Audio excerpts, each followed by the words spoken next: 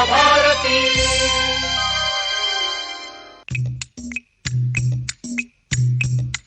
पिटारा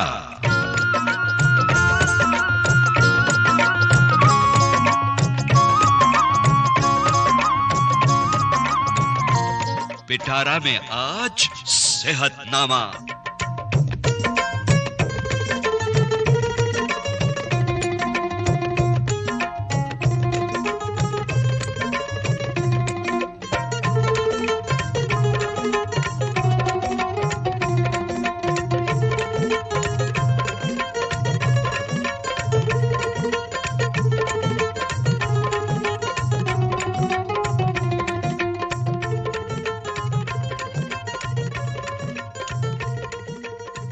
दोस्तों, आज के सेहतनामा में रीढ़ की हड्डी के रोग और उपचार, इस विषय में जानकारी देने के लिए हमारे साथ आज हैं सवाई मानसिंह चिकित्सालय जयपुर यानी सवाई मानसिंह मेडिकल कॉलेज अस्पताल जयपुर राजस्थान से जो उपनिदेशक पद पर हैं डॉक्टर सुरेंद्र अबुसरिया जी, वो मौजूद हैं।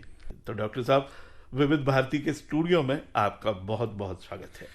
नमस्ते, बहुत बहुत धन्यवाद आपका। तो सबसे पहली बात, रीढ़ की हड्डी हमारे शरीर का जो पूरा भार है वो सहती है, और ये मेरुरज्जु जिसको हम बोलते हैं, ये हमारे पूरी शरीर रचना में एक बहुत ही महत्वपूर्ण रोल अदा करता है। तो इसकी जो रचना है, इसकी जो बनावट है, इसके बारे में भी थोड़ा सा अगर आप प्रकाश डालें। देखिए, जैसा ये प्रतीत होता है कि रीढ़ की हड्डी, ऐसा लगता है शायद एक हड्डी हो, जैसे कि हमारे हाथ पैरों की हड्डियां होती हैं, और प्राय देखते हैं कि कोई हड्डी टूट जाए तो मालूम चलता है एक लंबी हड्डी टूट गई। लेकिन रीढ़ की हड्डी की जो बनावट है वो एक सिंगल हड्डी नहीं है, ये 33 पीसेज में बनी हुई 33 पीसेज की एक बोन है, वर्टिकल कॉलम है, जिसको कि हम बैकबोन कहते हैं। 33 पीसेज को, जो पीसेज होते हैं, या जो बोलचाल की भाषा में इसको गुटके, रीढ़ की हड्डी के गुटके बोलते हैं लोग, इसको हम लोग साइंटिफिक लैंग्वेज में एक जो हड्डी होती है उसको वर्टिब्रा बोलते हैं, और एक से अधिक को वर्टिब्री बोलते हैं। कहने का मतलब है कि जो रीढ़ की हड्डी है, बैकबोन है, वो 33 वर्टिब्रा से बनी होती है, और इन 33 वर्टिब्री में से 9 जो वर्टिब्री हैं वो फिक्स होती हैं, 24 जो वर्टिब्री होती है मोबाइल होती हैं। इनके बीच में मोबिलिटी संभव है, जिसके कारण से कि हम हमारे रोजमर्रा के काम करते हैं, झुकना, साइड में मुड़ना, आगे झुक के कोई काम करना, गर्दन झुका के काम करना। 33 हड्डियों में से जो 24 हड्डियां हैं उनके बीच में मोबिलिटी प्रोवाइड करने के लिए कुदरत ने इनके बीच में एक गद्दीनुमा स्ट्रक्चर रखा है, जिसको हम डिस्क बोलते हैं।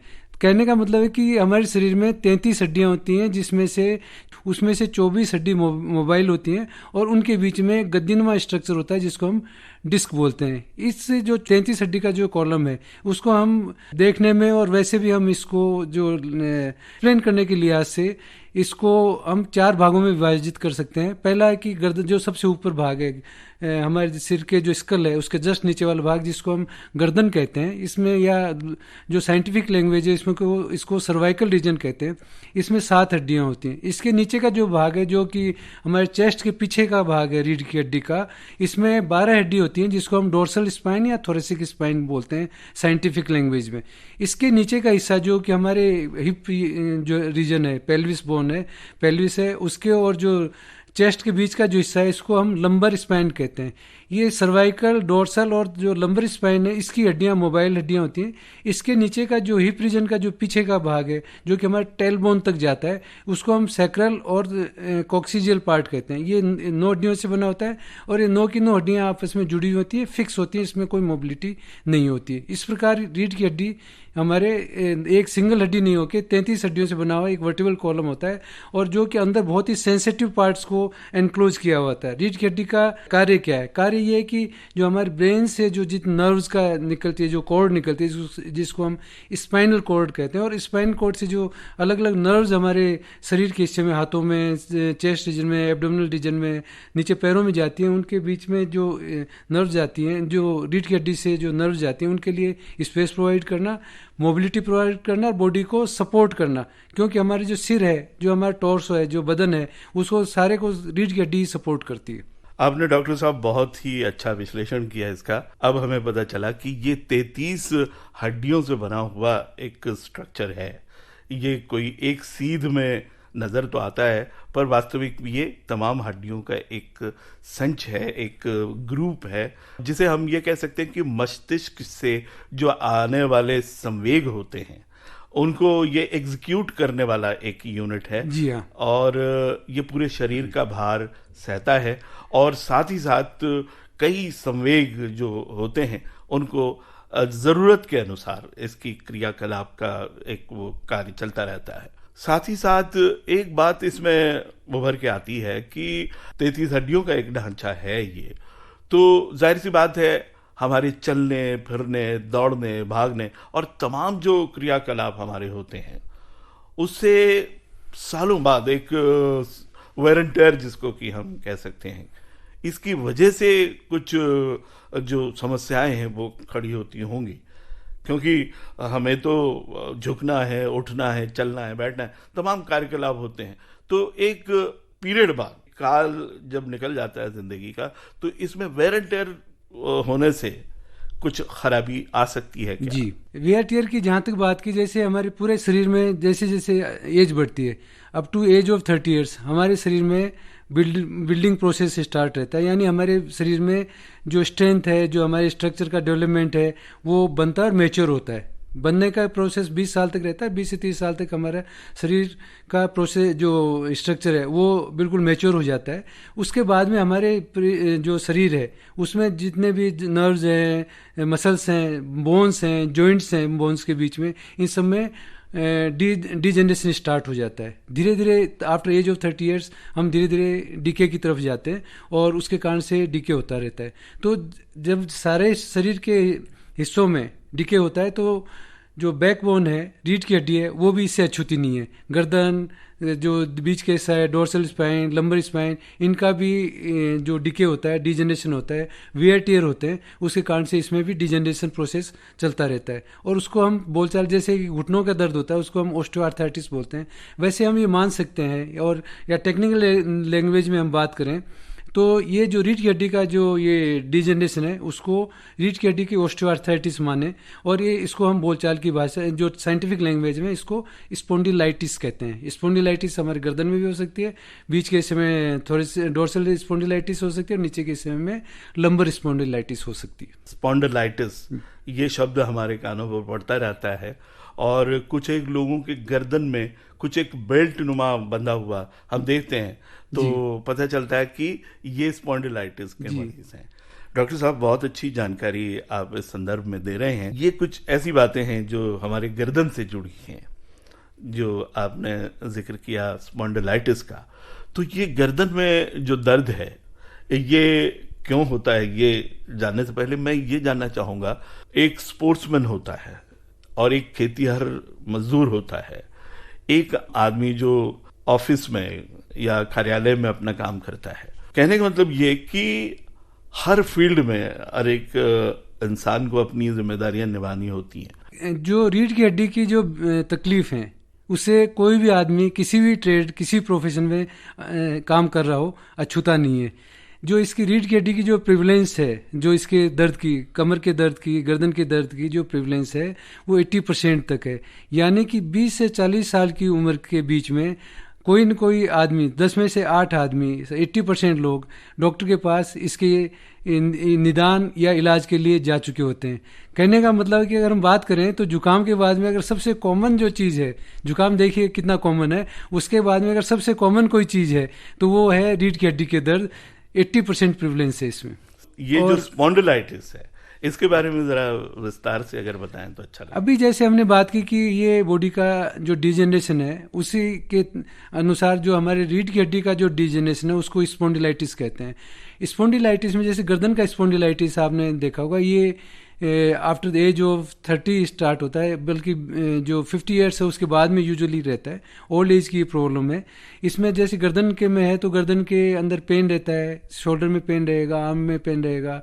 अगर ज़्यादा एडवांस स्टेज में है तो ये हाथों में सुन झंझनाहट भी हो जाती है। अगर मान लीजिए बहुत एडवांस स्टेज में अगर सर्वाइकल रीजन का स्पॉन्डिलाइटिस है तो इसके अंदर जो स्पाइनल कॉर्ड है उसमें भी दबाव डाल देता है, जिसके कारण से माइलोपैथी एक बीमारी हो जाती है जो अंदर की जो स्पाइनल कॉर्ड है उस पर प्रेशर आके उसमें भी खराबी आनी शुरू हो जाती है। इसके कारण से आदमी खड़ा नहीं रह सकता, पैरों में वीकनेस आ जाती है, बॉल एंड ब्लैडर का जो है हमारे जो पेशाब वगैरह का कंट्रोल है वो कमज़ोर हो जाता है, मांसपेशियाँ पैरों में कमज़ोर हो जाती है, आदमी खड़े खड़े गिर जाता है, बिल्कुल खड़े हुए अचानक है ना लगेगा वीकनेस आई और गिर जाता है। इसके अलावा जो नेक मूवमेंट्स हैं वो रिस्ट्रिक्टेड हो जाते हैं। जब और भी एडवांस स्टेज में अगर चला जाता है तो जो ब्रेन को जो हमारे नेक के थ्रू जो ब्लड सप्लाई होती है उसमें भी दिक्कत आ जाती है और उसके कारण से चक्कर आना और हेडेक रहना, इस तरह की बीमारियां हो जाती हैं। ये तो हुए सारे लक्षण कि ये जो सर्वाइकल स्पॉन्डिलाइटिस है इसके जो लक्षण होते हैं इसके बारे में आपने बहुत अच्छी जानकारी दी, लेकिन ये होता क्यों है? इसका भी कुछ कारण होगा, कई कारण होंगे इसके। जी हाँ, जो मेनली जो कारण है कि एक तो हम लोग उन लोगों को ज़्यादा, वो लोग ज़्यादा प्रोन है सर्वाइकल या कमर के दर्द के लिए जो कि जिनकी लाइफ स्टाइल सीडेंटरी है, आवर्स टुगेदर तक घंटों तक लगातार एक ही पोस्टर में बैठ के काम करते हैं या लगातार खड़े होकर काम करते हैं, या कुछ ऐसे ट्रेड जिसमें लोगों के वाइब्रेशन बहुत हैं जैसे कि ड्राइवर्स हैं या ऐसी जो इंडस्ट्रीज हैं जिसमें वाइब्रेशन बहुत होते हैं, उसमें जो लोग काम करते हैं उनके ये दिक्कत हो जाती है। दूसरा क्या है कि हम हमारा ख्याल नहीं करते तो गलत तरीके से उठना बैठना, गलत तरीके से सामान उठाना, इसके कारण से ये तकलीफ दर्द हो सकते हैं, जिससे कि बैड पोस्चर सबसे कॉमन जो कॉज है कि हम हमारा ख्याल ही नहीं रखते कि हम किस स्टेज में। दूसरा जैसे भी आपने कहा कि स्पोर्ट्स पर्सन्स हैं जो है सिर पे वजन लेकर चलते हैं या जो कंप्यूटर्स पे आवर्स टुगेदर काम करते हैं, उन लोगों को भी लगातार बैड पोस्चर में रहने के कारण से हो जाता है, ये गर्दन के दर्द हो जाते हैं, कमर के दर्द हो जाते हैं। दूसरा क्या है कि स्पोर्ट्स में जो हमारे गर्दन है वो सबसे ज़्यादा वल्नरेबल पार्ट है रीढ़ की हड्डी का, जो कि एक्सपोज्ड है और जिसमें चोट लगने का डर रहता है। इसके ये तो जो साधारणतः स्प्रेन और स्ट्रेन्स और इंजरीज हैं, इसके अलावा रोड एक्सीडेंट्स में जैसे या गिरने से रीढ़ की हड्डी के फ्रैक्चर्स हो जाते हैं, गर्दन के हड्डी के फ्रैक्चर हो जाते हैं, जिससे कि हाथों में या पैरों में लकवा हो जाता है और कई बार ये परमानेंट हो जाता है। नीचे के हिस्से में गर्दन या रीढ़ की हड्डी के नीचे जिस भी पार्ट में चोट लगी है उससे नीचे के हिस्से में बॉल ब्लैडर का कंट्रोल खत्म हो जाता है, मसल्स मांसपेशियाँ काम करना बंद कर देती हैं, आदमी कंप्लीटली पैरालाइज हो जाता है और कई बार कोई रिकवरी नहीं होती। ये चोट के अलावा कई बार इन्फेक्शंस होते हैं, बैक्टीरियल इन्फेक्शंस हो सकते हैं, ट्यूबरकुलर, हमारे देश में ट्यूबरकुलोसिस बहुत कॉमन है। रीढ़ की हड्डी का ट्यूबरकुलोसिस या बीच के जो डोर्सल स्पाइन का ट्यूबरकुलोसिस है जिसको हम पोट्स स्पाइन कहते हैं, ये बहुत कॉमन है। गर्दन का ट्यूबरकुलोसिस फॉर्चुनेटली रेयर है, कम है, बहुत कम देखने में आता है। कुछ बीमारियां हैं जो कि गर्दन और कमर को इफेक्ट करती हैं, इन्फ्लेमेटरी डिजीज है जैसे कि रूमेटॉइड आर्थराइटिस आपने सुना होगा, गठिया का दर्द जो होता है, उसमें गठिया के दर्द केवल पेरिफेरल जॉइंट्स को नहीं, हमारे गर्दन और रीढ़ की हड्डी के जॉइंट्स को भी इफेक्ट करता है। गर्दन का जो रीजन है वो गठिया में बहुत इफेक्टेड होता है। एक और बीमारी इसी तरह की होती है जिसमें सूजन होती है, जोड़्स आपस में फ्यूज हो जाते हैं, एनकाइलोजिंग स्पॉन्डिलाइटिस, वो रीढ़ की हड्डी में बहुत कॉमन है। कुछ ऐसी चीज़ें जैसे कि हम जन्म से ही कुछ चीज़ें व्याधि हम लेकर आते हैं, जो मेल फॉर्मेशंस हैं, रीढ़ की हड्डी का प्रॉपर डेवलपमेंट नहीं होना, कोई रीढ़ की हड्डी का जो वर्टिब्रा है उसका मिस होना, वो कम पार्ट डेवलप होना, आपस में फ्यूज हो जाना, तिरछापन जैसे स्कोलियोसिस है वो हो जाना, या कुछ लोग वल्नरेबल होते हैं कि रीढ़ की हड्डी में बचपन में ही चोट लगने, जैसे गिरे कूदे तो उसके कारण से रीढ़ की हड्डी में नीचे के हिस्से में फ्रैक्चर हो जाता है, इसको स्पॉन्डिलोलाइसिस कहते हैं। और वो अगर और ज़्यादा आगे एडवांस होता है या ज़्यादा जोर से इंजरी हो जाती है तो हड्डी अपनी जगह छोड़ के आगे खिसक जाती है, इसको स्पॉन्डिलोलिस्थेसिस कहते हैं। ये और जैसे कि अभी हमने डिजेनरेशन की बात की, वो बहुत कॉमन है, एज के साथ में स्पॉन्डिलाइटिस हो जाता है। अभी जो रिसेंट हमारे जो लाइफ स्टाइल्स हैं उसमें हम सीडेंटरी लाइफ स्टाइल्स डील करते हैं और मेनली हम गैजेट्स में इलेक्ट्रॉनिक गैजेट्स के साथ काम करते हैं। देखा होगा कि लोग घंटों तक है ना मोबाइल पे या लैपटॉप पे या टैबलेट्स पर काम करते हैं, उन लोगों को अपने अलग तरह की गर्दन की जो बीमारियां हैं, गर्दन या कमर के दर्द हो जाते हैं।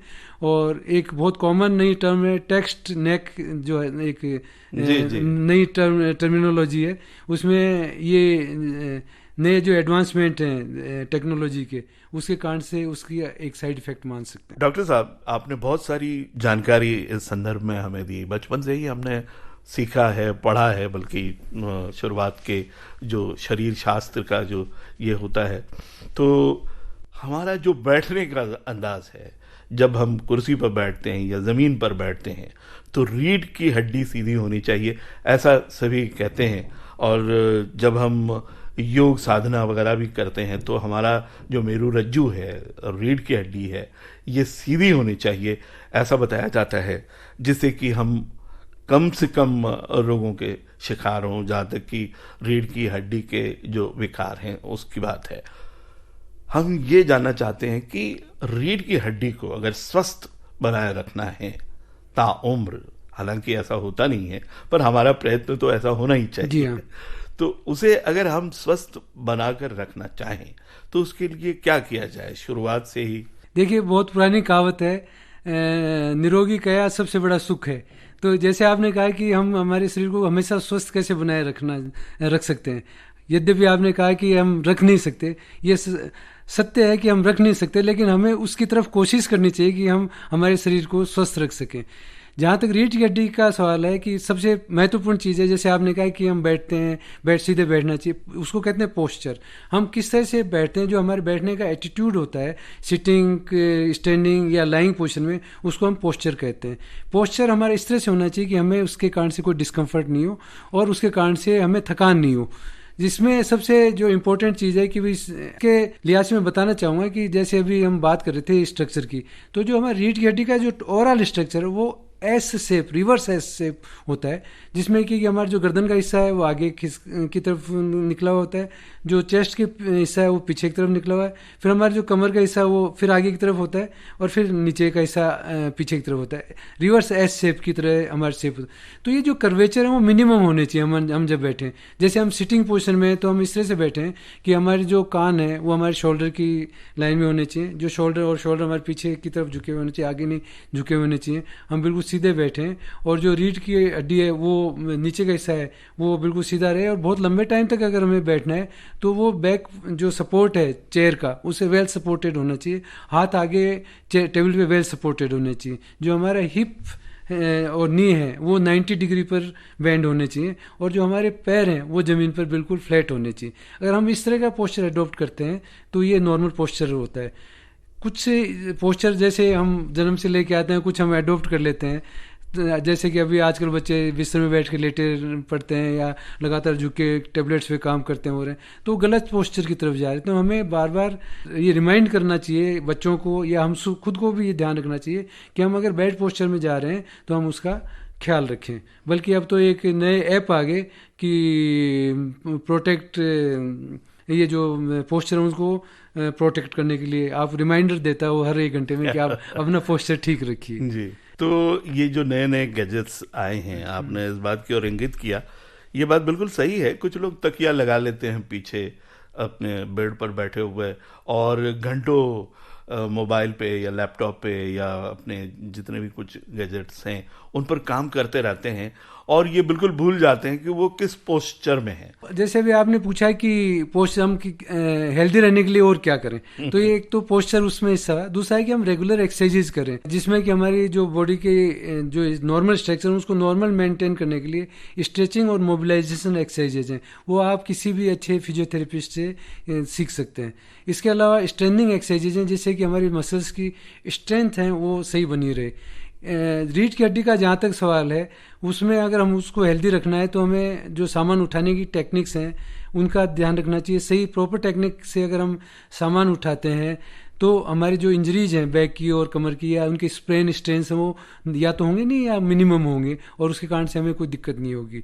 इसके अलावा जो हमारा बेड है वो उसका ख्याल रखना चाहिए। हमारे बेड फर्म होने चाहिए, बहुत सैगिंग बेड्स नहीं होने चाहिए। तकिया लगाना चाहिए, तकिया बिल्कुल अगर कॉटन का हो या अच्छा जो फर्म मटेरियल है उसका हो। और बल्कि आजकल तो नई टेक्निक्स ये है कि मेमोरी फोम आ गया है, जो कि हमारी बॉडी के जो अलाइनमेंट है उसके अकॉर्डिंगली वो पिलोज है ना काम करते हैं। इसके अलावा जो इंजरीज होती हैं उनसे हमें इस तरह से जैसे स्पोर्ट्स में पर्टिकुलरली ध्यान रखना चाहिए कि जो प्रोटेक्टिंग गार्ड्स हैं उनको हमें पहनकर ही स्पोर्ट्स करना चाहिए और स्पोर्ट्स करने से पहले बल्कि वार्म अप होना चाहिए, जिससे कि मसल्स को और जो अदर टिश्यूज हैं उनको इंजरीज नहीं हो।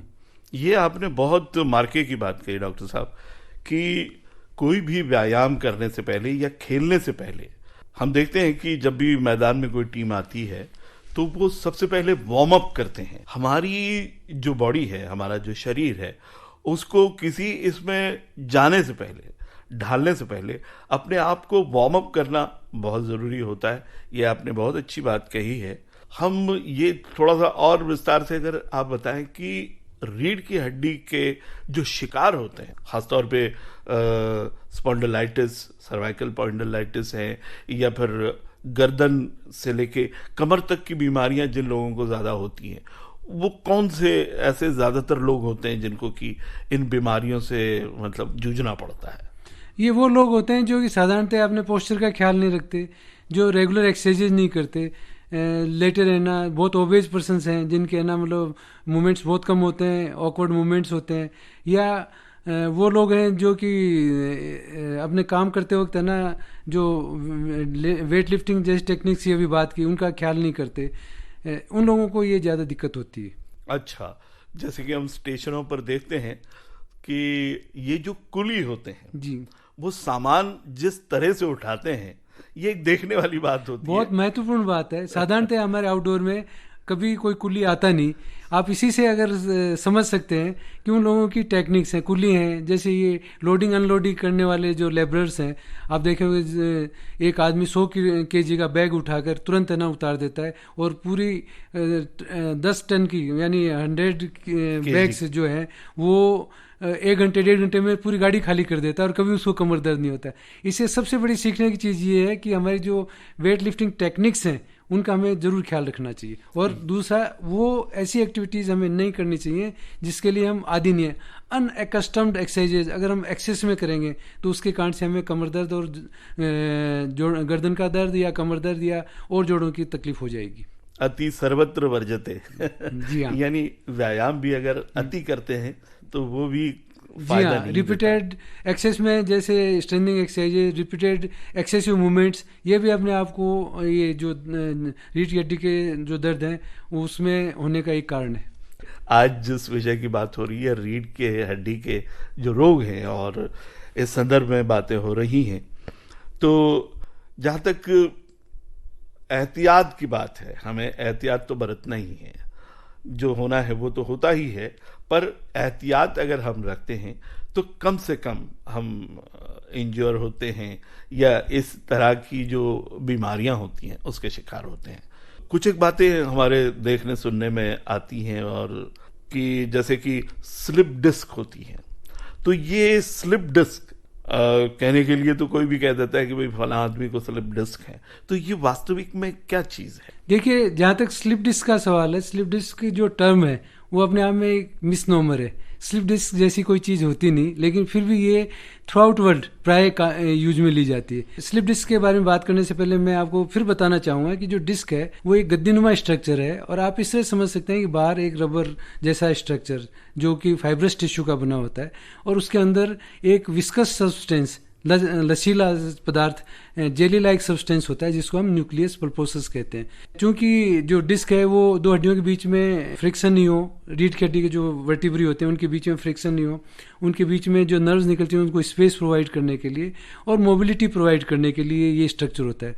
साथ ही साथ ये जो हमारी बॉडी में कई बार झटके लगते हैं तो ये एक शॉक एब्जॉर्बर का भी काम करती है डिस्क। जब जोर से मान लीजिए शरीर को झटका लग गया या हमने अचानक कोई मूवमेंट ऑकवर्ड वे में कर दिया, तो उसके कारण से क्या है, जो डिस्क के अंदर का जो प्रेशर है, इंट्राडिस्कल जो प्रेशर है वो बढ़ जाता है, और उसके कारण से जो बाहर का फाइब्रस टिश्यू है वो फट जाता है, और उसके अंदर जो अंदर का जेली लाइक सब्सटेंस है वो बाहर आ जाता है, और इसी को हम स्लिप डिस्क कहते हैं। इसके कारण से जो इसकी फिजिकल प्रेजेंस बाहर आने के कारण से ये जो अंदर जो स्ट्रक्चर है वर्टिबल कैनाल के, रीढ़ की हड्डी के अंदर जो स्पेस है उसको वर्टिबल कैनाल कहते हैं, जिसके अंदर स्पाइनल कॉर्ड या नर्व्स रहती हैं, तो उस हिस्से में ये बाहर आ जाता है। उसके आने से दो रिएक्शन, एक तो फिजिकल प्रेजेंस से और कुछ केमिकल रिएक्शंस होते हैं जिसके कारण से हमें रीढ़ की हड्डी में या उसके सराउंडिंग में दर्द शुरू हो जाता है। परंतु इसके साथ साथ चूंकि ये स्ट्रक्चर बाहर आ गया और वहाँ से जो निकलने वाली नर्व्स हैं, नसें हैं, उन पर ये दबाव डालता है, तो उसके कारण से हाथों में जैसे गर्दन में हुआ स्लिप डिस्क, तो हाथों में ये शोल्डर में, आर्म में, फोरआर्म में पेन हो जाता है, और हाथ की अंगुलियों में टिंगलिंग, नमनेस ये हो जाता है। अगर ज़्यादा प्रेशर है नर्व पे तो उसके कारण से हाथ की मांसपेशियां काम करना बंद कर देती हैं, वीकनेस हो जाता है। ऐसे ही अगर डोर्सल स्पाइन में है या नीचे रीढ़ की हड्डी में, जिसको हम लोअर बैक कहते हैं, उस रीजन में है, तो वहाँ की स्लिप डिस्क के कारण से जो पैरों में नीचे के जो लोअर लिम्स हैं उसके अंदर टिंगलिंग, नमनेस शुरू हो जाता है। कई बार और ज़्यादा एडवांस स्टेज होती है तो पैरों की मांसपेशियां काम करना बंद कर देती हैं। चूंकि स्पेस कम हो जाता है तो आदमी खड़ा होता है तो उसके कारण से दबाव, नसों पे दबाव होने के कारण से आदमी गिर जाता है। कई बार बहुत ज़्यादा तकलीफ है जिसको हम एक कॉडा इक्वाइना सिंड्रोम कहते हैं, जिसके अंदर अगर आप सिम्टम्स, उसके लक्षण हो तो वो अपने आप में एक इमरजेंसी और तुरंत डॉक्टर से संपर्क करना चाहिए, और उसको बल्कि तुरंत सर्जरी की जाती है उसको रिलीव करने के लिए। उसमें देख ये होता है कि जो हमारा सैडल एरिया है, जहाँ गद्दी, जहाँ बैठते हैं, सैडल एरिया, लेटरिन द्वार के जो आसपास का हिस्सा है, उसमें सुन्न हो जाती है। जो हमारे ब्लैडर है, यूरिनरी ब्लैडर है, वो काम करना बंद कर देता है। हमारी या तो पेशाब उतरता नहीं, बहुत जोर लगाना पड़ता है, या रिटेन नहीं होता हमसे इस तरह की। और ये अगर ज़्यादा देर टाइम तक रहता है, एक दिन से ज़्यादा रहता है, तो कई बार ये परमानेंट लॉस भी हो जाता है। तो ये अपने आप में एक इमरजेंसी है। तो ये कमर में अगर इस तरह की प्रॉब्लम है कि आपको जैसे सुन हो गया, पीछे बटक्स में, यूरोजेनाइटल रीजन में अगर आपको सुन है, या जैसे आपकी ball and bladder habits change हो गई हैं, या पैरों ने काम करना बंद कर दिया है, पैरों में बहुत सुन झंझनाहट हो रही है, तो ऐसी ये स्लिप डिस्क के लक्षण है, जिसको हम बोलचाल में साइटिका भी कहते हैं। साइटिका अपने आप में एक कोई अपने आप में डिजीज नहीं है, साइटिका एक सिम्टम है जो कि ये स्लिप डिस्क के कारण से होता है। सही बात है, साइटिका यानी कोई रोग नहीं है, ये रोग का लक्षण है। जी हाँ। तो डॉक्टर साहब, यहाँ एक सवाल पैदा होता है कि वो कौन सा लक्षण है जिसे अनुभव करते ही हमें डॉक्टर से संपर्क करना चाहिए? देखिए, ये जैसा भी मैंने बताया कि कोडा इक्वाइना सिंड्रोम जैसे बताया, ये अपने आप में सबसे ग्रेव इमरजेंसी है। इसके अलावा जैसे गर्दन में मान लीजिए स्लिप डिस्क हुआ, बहुत ज़्यादा दबाव है, हाथों में झंझनाहट है, सुन्न है, खड़ा नहीं हुआ जाता पेशेंट से, या बाउल ब्लैडर हैबिट्स इसमें भी चेंज हो जाते हैं, तो वो भी अपने आप कंप्रेसिव माइलोपैथी उसको कहते हैं, वो भी अपने आप में एक ऐसा सिम्टम है जिसमें तुरंत डॉक्टर से संपर्क करके निदान करवा के ट्रीटमेंट लेना चाहिए। ये इसके अलावा बहुत सारी ऐसी चीज़ें हैं कि साधारणतया जो कमर दर्द है वो सिंपल बैक पेन होता है, इसमें यह कई बार अपने आप ही ठीक हो जाता है कुछ टाइम बाद में। और जो दर्द मान लीजिए लंबे टाइम तक है, महीने 2 महीने से ज़्यादा है, या 3 महीने से ज़्यादा परसिस्ट कर रहा है, तो वो क्रोनिक स्टेज में चला जाता है। तो उन चीज़ों के अलावा कुछ बार ये डेंजरस होता है, जिसको एक साथ में कुछ ऐसे लक्षण होते हैं जिसको हम टेक्निकल टर्मिनोलॉजी में red flag science, red flag लक्षण जिनको कहते हैं, वो उनका ध्यान रखना चाहिए। बतौर एग्जाम्पल अगर मैं आपको बताऊं कि आपको कमर दर्द है, लगातार कमर दर्द बढ़ रहा है, वीकनेस बढ़ रही है, फीवर के साथ कमर दर्द है, कमर दर्द में वेट लॉस है, 20 साल से कम आदमी को या 50 साल से अधिक उम्र में है, कैंसर की हिस्ट्री है किसी को, या जैसे इम्यूनोलॉजिकल डेफिशिएंसी है। कई बार क्या होता है कि शरीर में ये एलर्जी टाइप जो रिएक्शन है, ऑटो इम्यून डिजीज होती हैं, आर्थराइटिस वगैरह होती है, उसमें स्टेरॉइड्स देते हैं, उन लोगों को है, या जो ड्रग्स लेते हैं, या जो स्मोकर्स हैं, तेजी से वेट लॉस होता है, 5% लॉस अगर 1 महीने के भीतर, 5 या 5% से ज़्यादा वेट लॉस 1 महीने के बीच में हो रहा है, तो ये ऐसे लक्षण हैं जिनको हम रेड फ्लैग साइंस कहते हैं। और इनके अगर साथ में कमर दर्द है तो ये मानिए कि ये कमर दर्द आपके लिए घातक सिद्ध हो सकता है। इस ऐसी स्थिति में तुरंत जितना जल्दी हो सके किसी योग्य चिकित्सक से निदान करवाना चाहिए और ट्रीटमेंट लेना चाहिए। सही बात है डॉक्टर साहब, बहुत अच्छी जानकारी, उपयोगी जानकारी आप दे रहे हैं, और उनसे कैसे चेत जाना है हमें, और किस तरह से इससे दो चार होना है, इसका किस तरह से मुकाबला करना चाहिए, इसके बारे में भी हम जानकारी आपसे प्राप्त कर रहे हैं। इसके बाद की जो बात है कमर दर्द में, जैसा कि स्पॉन्डिलाइटिस गर्दन में भी होता है और कमर में भी होता है, तो ये निदान हमें तो डॉक्टर ही करता है, और जैसा कि हमारा जो शरीर है ये हमें एक इशारा देता रहता है, कोई भी बीमारी होने से पहले एक इशारा हमारे शरीर से हमें मिलता रहता है कि भाई आप जरा चेत जाइए। एक चेत जाने की जो बात है वो हमारा शरीर जरूर करता है, तो हम कब चेत जाएं कि जिससे कि सीरियस ये बीमारी जो है वो न हो पाए। देखिए, जो कमर दर्द ठीक नहीं हो रहा, लगातार बने हुए है, प्रोग्रेसिव है, जैसे अभी हमने बात की रेड फ्लैग साइंस के साथ में है, आपके बाउल ब्लैडर हैबिट्स में चेंज आ गया है, आपके रोज़मर्रा के काम में दिक्कत आने लगती है, आप ज़्यादा देर खड़े नहीं रह सकते, चल नहीं सकते, आपके हाथ पैरों में लगातार सुन झंझनाहट है और वो भी आगे धीरे धीरे बढ़ रही है और उसके कारण से पैरों में हाथों में वीकनेस है, ऐसी अगर स्थितियां हैं शरीर में, या फीवर है और रात को दर्द बढ़ता है, सुबह वो रिलीफ नहीं आती उससे, सुबह मॉर्निंग स्टिफनेस आपको लगातार बढ़ती जा रही है, ब्रेस्ट के बाद में जो दर्द हैं वो आपको ठीक नहीं होते, नाइट में पेन बढ़ जाते हैं, है ना।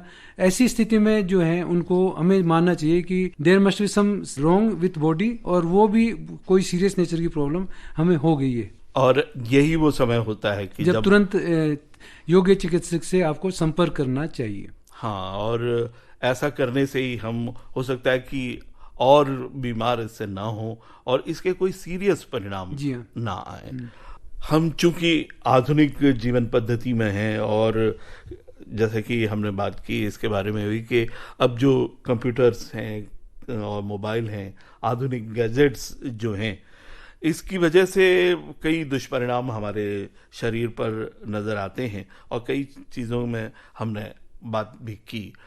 हम इस बात की तरफ बढ़ते हैं कि इनके जो इलाज हैं वो क्या हैं। इस विषय में, रीढ़ की हड्डी के विषय में उन्हें संपर्क करना चाहिए। ऐसे कौन से विशेषज्ञ डॉक्टर होते हैं? देखिए, जो अब चूंकि टेक्नोलॉजी का एडवांसमेंट हुआ है, साइंस का एडवांसमेंट हुआ है, रिसर्चेज हुई हैं, तो धीरे धीरे ये जो चीज़ें ये ज़्यादा ज़्यादा स्पेशलाइज होती जा रही हैं। किसी ज़माने में जनरल फिजिशियन और जनरल सर्जन इनका ट्रीट करते थे, फिर धीरे धीरे इसके लिए ऑर्थोपेडिक सर्जन्स आए या न्यूरोलॉजिस्ट आए जो इनको बीमारियों को देखते थे। इसके बाद में नए डेवलपमेंट में स्पाइन सर्जन्स आ गए, रिहेबिलिटेशन स्पेशलिस्ट हैं जो कि सारा इंटीग्रेटेड ट्रीटमेंट जिनका होता है। आप जाएंगे रिहेबिलिटेशन स्पेशलिस्ट के पास, वो आपके लक्षण के अनुसार आपको एग्जामिन करके, इन्वेस्टिगेट करके आपकी जो बीमारी है उसका डायग्नोसिस करेंगे, निदान करेंगे। उसके बाद में एप्रोप्रिएट थेरेपी, जिसमें कि मेडिसिनल या मेडिकल थेरेपी है, उसके अलावा जो फिजियोथेरेपी है, एक्सरसाइजेज हैं, रेस्ट है और जो अप्लायंसेज हैं उनको अप्लाई करना है, ये सब चीज़ें रिहेबिलिटेशन स्पेशलिस्ट हैं। उनके सपोर्ट के लिए फिजियोथेरेपिस्ट हैं। कई बार लोग जब साधारण दर्द है उसके लिए फिजियोथेरेपी सेंटर्स खूब हैं, उनके वहाँ चले जाते हैं। उनसे फिजियोथेरेपी लेने से कुछ बहुत सारे पेन रिलीव हो जाते हैं, लेकिन बहुत सारे पेन जो है कि रिलीव नहीं होते, परसिस्ट करते हैं। तो ऐसी कंडीशन में डॉक्टर को विजिट करके और फिर फिजियोथेरेपिस्ट को जाना चाहिए।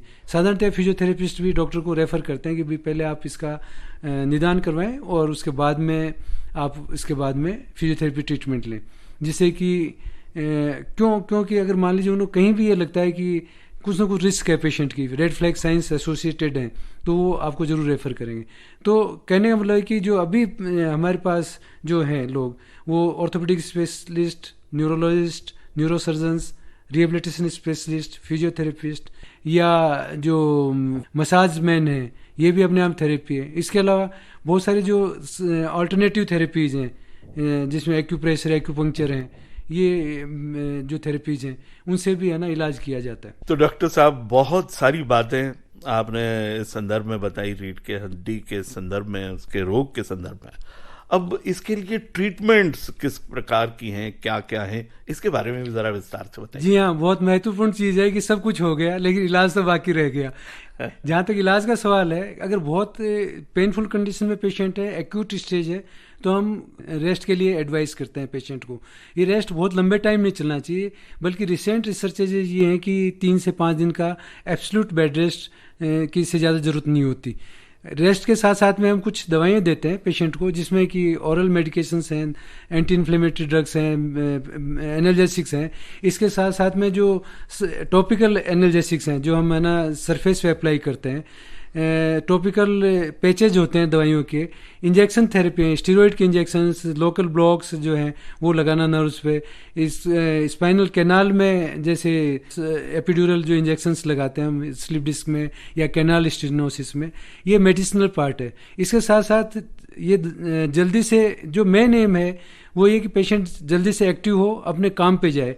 उसके लिए है कि हम फिजियोथेरेपी जो पार्ट है वो करते हैं। इसमें कुछ तरह के सेक होते हैं, जैसे अल्ट्रासाउंड का सेक है, शॉर्ट वेव डायथर्मी का सेक है, माइक्रोवेव है, इंफ्रारेड है। घर पे घरेलू इलाज के बतौर जैसे हॉट पैक्स हैं, हॉट पैड, इसमें हीटिंग पैड्स हैं, ये हम है ना काम में लेते हैं।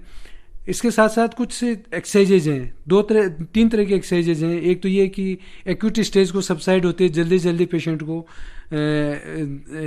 फिट करना, उसके लिए स्ट्रेचिंग और स्टैंडिंग एक्सरसाइजेज हैं, मोबिलाइजेशन एक्सरसाइजेज हैं। और उसके बाद में कुछ थेराप्यूटिक एक्सरसाइजेज वो होती हैं जिससे कि रिकरेंस नहीं हो। तो रेगुलर अगर पेशेंट सप्ताह में 5 से 6 दिन तक 1-2 दिन स्किप कर सकता है एक सप्ताह में, उसको अगर रेगुलर एक्सरसाइज करता रहे तो पेशेंट को भविष्य में भी या तो कमर दर्द होगा नहीं, या हो गए तो बहुत कम होंगे और सीवियरिटी बहुत कम होगी।